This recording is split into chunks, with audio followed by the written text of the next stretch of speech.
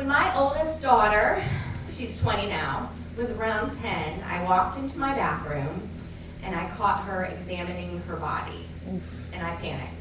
I thought, oh my gosh, she already hates her body. And I said, hey love, what are you doing? She looked right at me and she said, flexing my butt muscles. My butt's pretty strong, but that's not going to get me very far in life. I was not expecting that. But in that moment, I wasn't sure if I wanted to laugh or cry.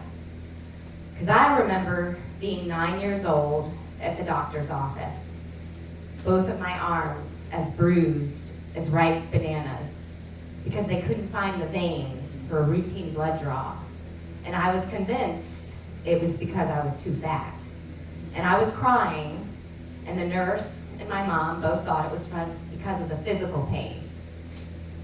But it wasn't that at all. I thought that the beautiful me, the essence of me, was never ever going to be seen because it was hidden beneath all these layers of fat. My mom bought me a Snow White poster after the visit as a reward for my courage, and she hung it up in my bedroom wall. And every time I looked at Snow White, I didn't feel brave. She just reminded me of everything I wasn't. She was beautiful, she was thin, and all her admiring dwarves knew it. I've hated Snow White ever since.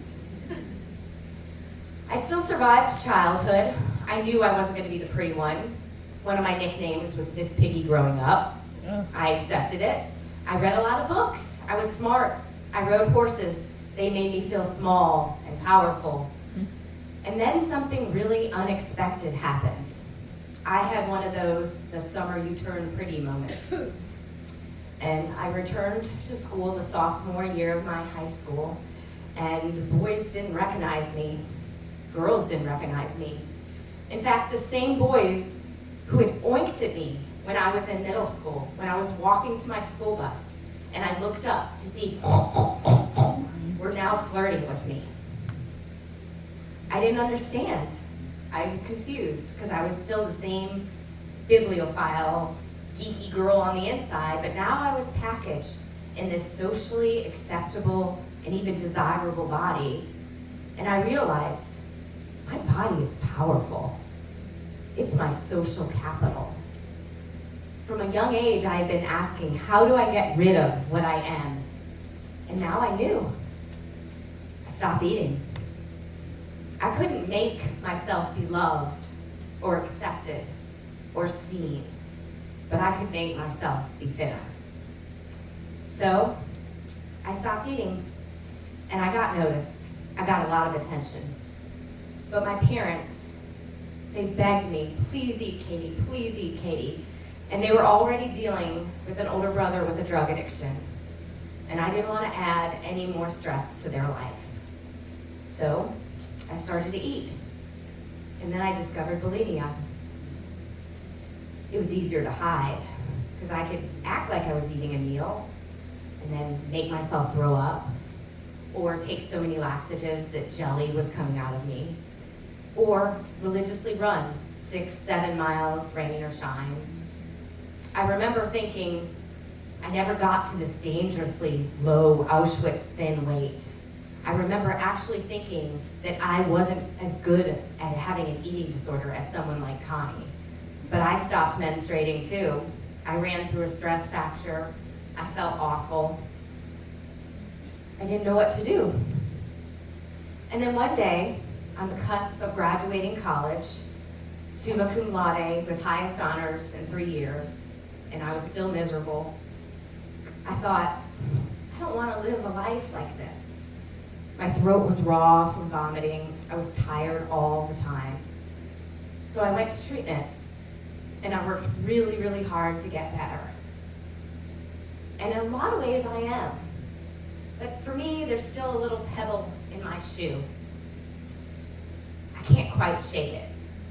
Because what I've learned in occupying all these different types of bodies is that I can make peace with my body, but society and social media and other people, they're always going to put my physical self on a dissection table and they're going to pick it apart.